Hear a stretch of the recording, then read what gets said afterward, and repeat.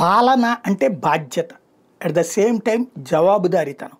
ఈ రెండింటిని ఆచరణలో చేసి చూపెడుతున్నాడు ఇప్పుడు ప్రస్తుతం మనకు కనబడుతున్నటువంటి ప్రత్యక్షంగా కనబడుతున్నటువంటి అంశం ఏంటంటే లోకేష్.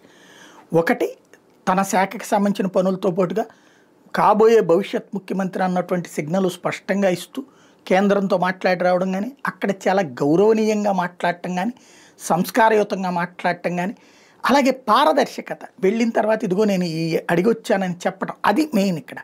రాజకీయాలలో ప్రభుత్వంలో ఉండే వాళ్ళకి కావాల్సిన జవాబుదారీతనం, పారదర్శకత, మేము ఇది చేస్తున్నాం అన్నటువంటి. అట్లాగే ప్రజలకు సంబంధించిన ముఖ్యమైన అంశాలప్పుడు మరింత బాధ్యతగా ఉండడం. ఫర్ ఎగ్జాంపుల్, ఇప్పుడు నిన్న నేపాల్ ఇష్యూ, నేపాల్లో అక్కడ చిక్కుబడిపోయినటువంటి వాళ్ళు అకస్మాత్తుగా మధ్యలో వచ్చేసారు, వాళ్ళ మీద దాడులు చేశారు, వాళ్ళకి సంబంధించినటువంటి నగలు తగలబడ్డాయి, డబ్బులు తగలబడ్డాయి, ఎలా రావాలో అర్థం కాని పరిస్థితి, టెన్షన్ పడుతున్నటువంటి వాళ్ళతో ఆయన చివరికి పార్టీకి కీలకమైనటువంటి సభ ఏదైతే సూపర్ హిట్ సభ, సూపర్ 6 సూపర్ హిట్ సభ కూడా వదిలేశారు.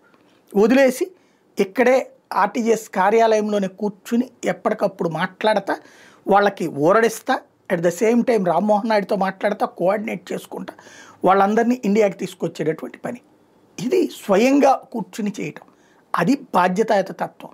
పరిపాలన ఎలా చెయ్యాలి అన్నటువంటిది ప్రాక్టికల్గా నిరూపించారు. హ్యాట్స్ ఆఫ్ చెప్పాలా.